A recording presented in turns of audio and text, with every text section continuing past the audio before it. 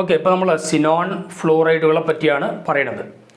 Xenon ഫ്ലോറൈഡിൻ്റെ properties നമുക്ക് നോക്കാം.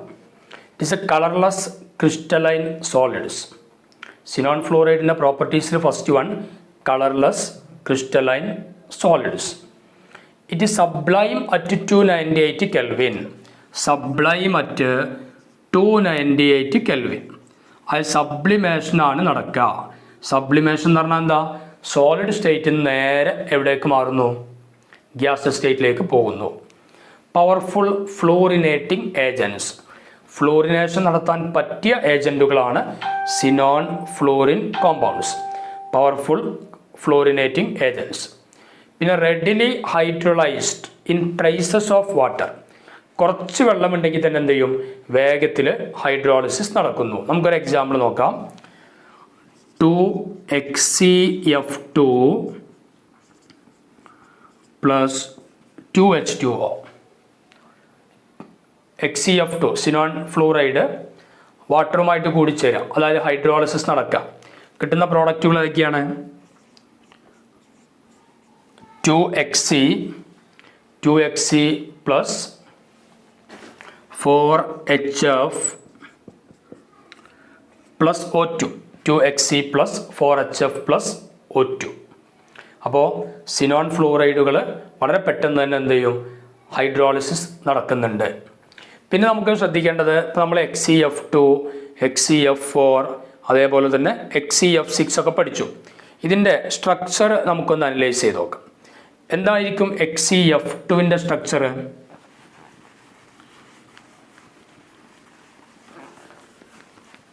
HCF2ൻ്റെ structure എന്താ? It is linear. HCF2ൻ്റെ സ്ട്രക്ചർ എന്താണ്? Linear. HCF4 xenon tetrafluoride structure square planar. HCF4ൻ്റെ സ്ട്രക്ചർ സ്ക്വയർ പ്ലാനാർ. HCF6 ആണെങ്കിൽ അതിൻ്റെ സ്ട്രക്ചർ വരുന്നത് distorted octahedral. Distorted octahedral. HCF6 ഏതാണ്? Distorted octahedral. അപ്പോൾ HCF2 ലീനിയർ, HCF4 ഏതാണ്? Square planar, HCF6 distorted octahedral. നമുക്ക് ആ സ്ട്രക്ചർ ഒന്ന് വരച്ച് നോക്കാം. HCF2ൻ്റെ ലീനിയർ സ്ട്രക്ചർ എങ്ങനെ വരയ്ക്കാം? HCF2 xenon 2 florin. നമുക്ക് സിനോണിൻ്റെ ഔട്ടർ മോസ്റ്റ് എത്ര ഇലക്ട്രോണാണ്? നോബിൾ ഗ്യാസ് ആണ്, അപ്പോൾ 8 ഇലക്ട്രോൺ ഉണ്ടാവും. 2 ഫ്ലോറിനിലേക്ക് ബോണ്ട് ഉണ്ടാക്കാൻ 2 ഇലക്ട്രോൺ ഉപയോഗിച്ചു. ബാക്കി 6 ഇലക്ട്രോൺ ഉണ്ട്. അപ്പോൾ അത് എത്ര ലോൺ പെയർ ആയിട്ട് കാണപ്പെടും? 3 ലോൺ പെയർ ഇലക്ട്രോണുകളായിട്ടാണ് കാണപ്പെടുക. അപ്പോൾ നമുക്ക് ഒരു ലോൺ പെയർ ഇങ്ങനെ ഇങ്ങോട്ട് കൊടുത്തു, ഒരു ലോൺ പെയർ നമുക്ക് ഇങ്ങോട്ട് കൊടുക്കാം, ഒരു ലോൺ പെയർ നമുക്ക് ഇങ്ങോട്ട് കൊടുക്കാം. ഇതാണ് HCF2ൻ്റെ linear structure. HCF2 linear structure. Then HCF4ൻ്റെ സ്ക്വയർ പ്ലാനാർ നോക്കാം. ഇത് HCF2, ദെൻ HCF4ൻ്റെ സ്ക്വയർ പ്ലാനാർ എങ്ങനെ വരക്കാം?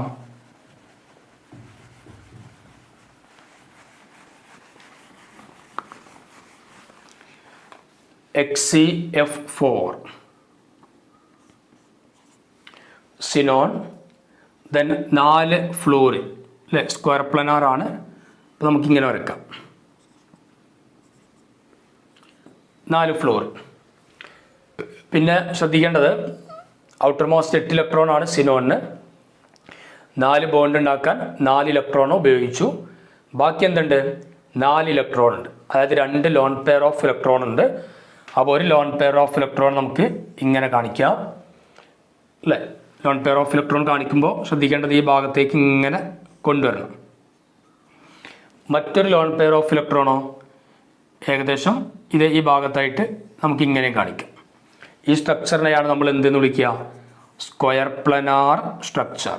സ്ക്വയർ പ്ലാനാർ സ്ട്രക്ചറാണ് നമുക്ക് കിട്ടുക. അപ്പോൾ HCF4 square planar structure. Then നമുക്ക് ഒന്നുകൂടെ പഠിച്ചു HCF6 ഡിസ്റ്റോർട്ടഡ് ഒക്ടാഹെഡ്രൽ. എങ്ങനെയാണ് വരക്കാം? യഥാർത്ഥത്തിൽ 6 ആളുണ്ടെങ്കിൽ ഒക്ടാഹെഡ്രലാണ് കിട്ടുക. പക്ഷെ ഇവിടെ ലോൺ പെയർ ഓഫ് ഇലക്ട്രോൺ ഉണ്ട്, അതുകൊണ്ടാണ് എന്ത് ചെയ്യണത്? ഡിസ്റ്റോർട്ട് ചെയ്യുന്നത്. Distorted octahedral.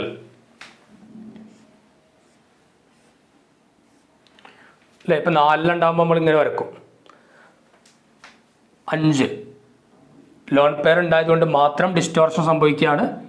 ഇങ്ങനെ ഒന്ന് വരച്ചു.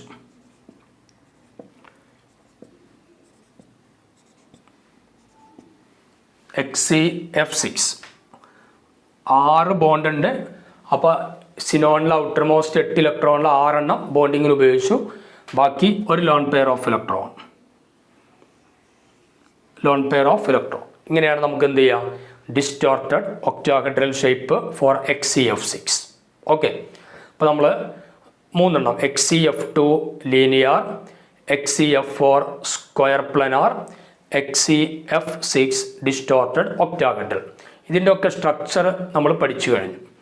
ദെൻ നമുക്ക് ഇവരുടെ കുറച്ച് കെമിക്കൽ പ്രോപ്പർട്ടീസ് നോക്കാം. സിനോൺ ഫ്ലൂറൈഡുകളുടെ കെമിക്കൽ പ്രോപ്പർട്ടീസ് ഏതൊക്കെയാണെന്ന് ജസ്റ്റ് ഒന്ന് നോക്കാം.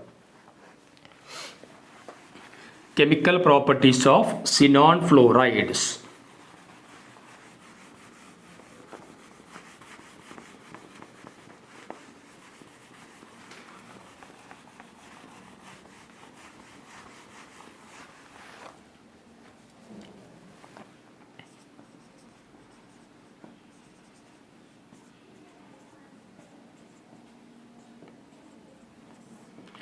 Chemical properties of xenon fluorides.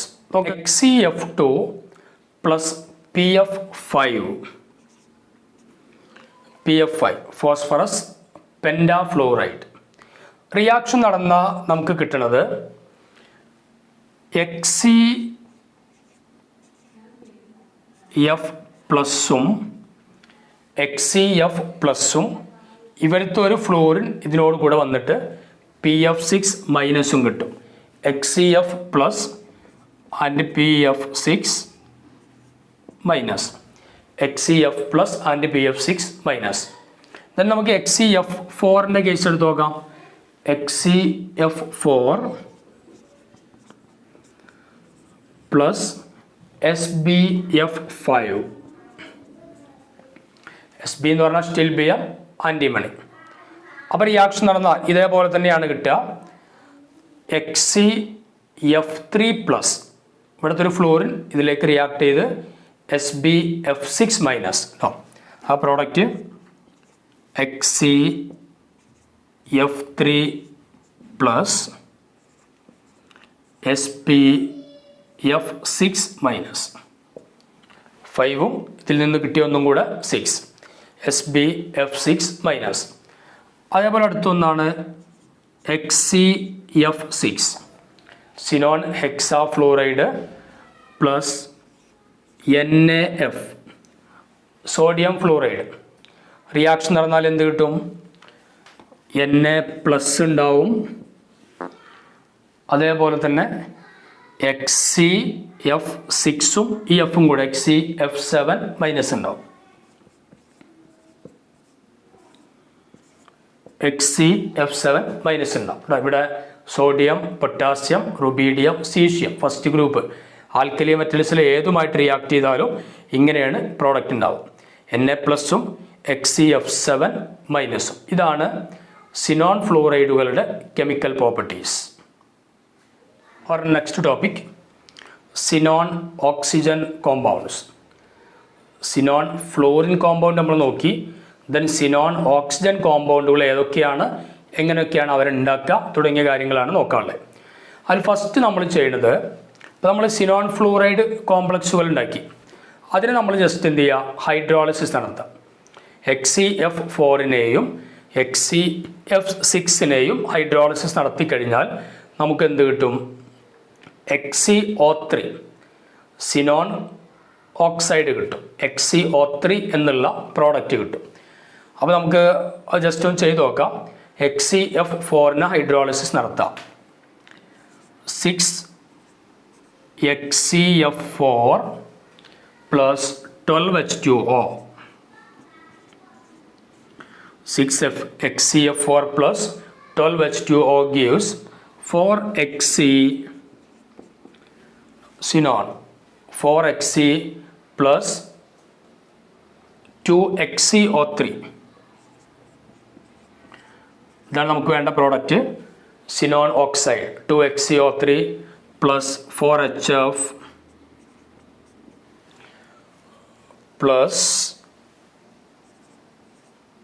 3O2. ആ സിനോൺ ടെട്രാഫ്ലൂറൈഡിനെ ഹൈഡ്രോളിസിസ് നടത്തി കഴിഞ്ഞിട്ട് നമുക്ക് എന്ത് കിട്ടും? HCO3 എന്നുള്ള പ്രോഡക്റ്റ് ഉണ്ടാക്കാം. 4Hc plus 2HCO3 plus 4HF plus 3O2.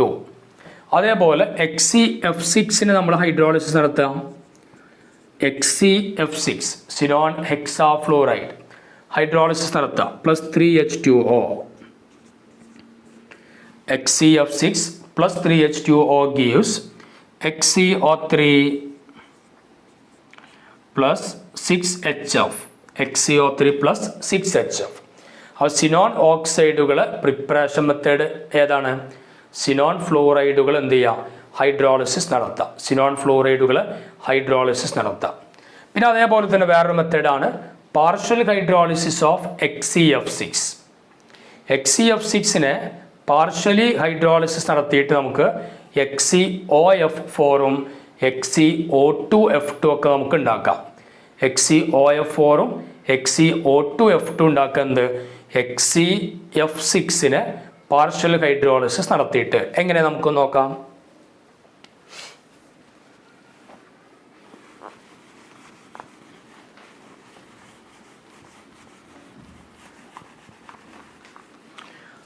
നോക്ക്, HCF6 പ്ലസ് H2O ഹൈഡ്രോളിസിസ് നടത്താം.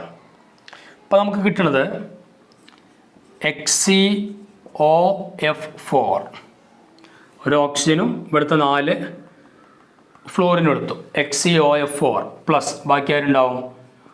2HF. അപ്പോൾ HCF6 plus H2O gives HCOF4 plus 2HF. Similarly, HCF6 plus 2H2O gives HCF6 plus 2H2O gives HCO2F2. HCO2F2 plus 4HF. HCO2F2 plus 4HF. അപ്പം ഇങ്ങനെ HCF6നെ hydrolysis നടത്തിയിട്ട് നമുക്ക് എന്ത് ചെയ്യാം? HCOF4ഉം HCO2F2ഉം നമുക്ക് പ്രോഡക്റ്റ് ആയിട്ട് ഉണ്ടാക്കാം. ശ്രദ്ധിക്കേണ്ടത് HCO3 xenon trioxide. HCO3 is a colorless explosive solid. HCO3യുടെ പ്രത്യേകത എന്താണ്? Colourless explosive solid. Colorless explosive solid. HCO3 colorless explosive solid. HCOF4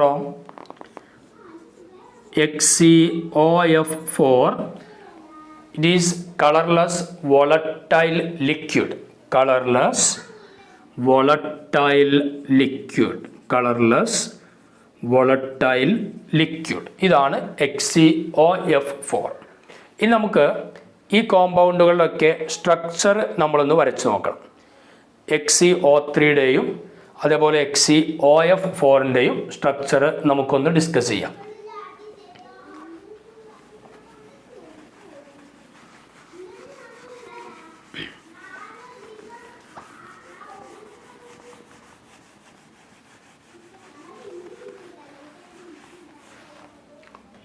നോക്കാം.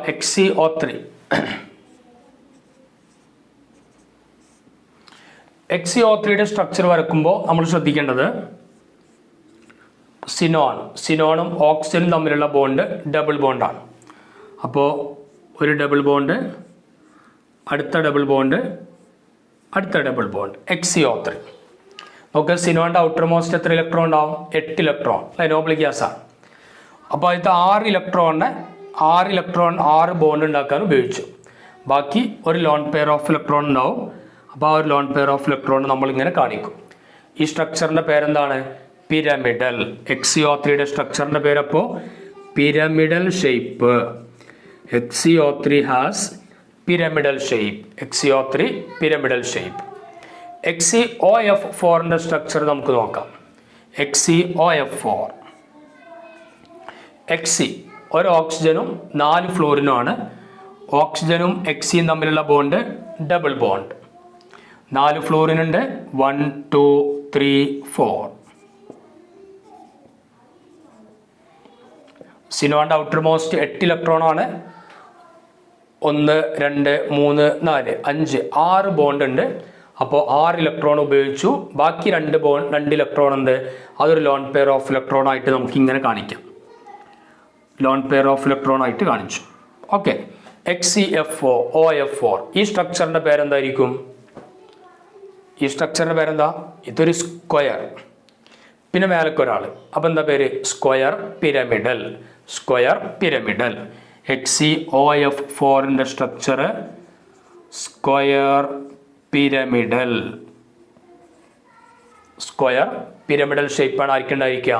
XeOF4 അപ്പോൾ ഇത്രയാണ് ഈ കോമ്പൗണ്ടുകളുമായി ബന്ധപ്പെട്ട സ്ട്രക്ചറും അതിൻ്റെ കെമിക്കൽ റിയാക്ഷനും ഒക്കെ നമുക്ക് പഠിക്കാനുള്ളത്. ഇനി നമ്മൾ കുറച്ച് നോബൽ ഗ്യാസുകളുടെ യൂസസ് എന്തൊക്കെയാണെന്ന് നോക്കാം. ഈ ചാപ്റ്ററിൻ്റെ അവസാനത്തെ ടോപ്പിക്കാണ് യൂസസ് ഓഫ് നോബൽ ഗ്യാസസ്.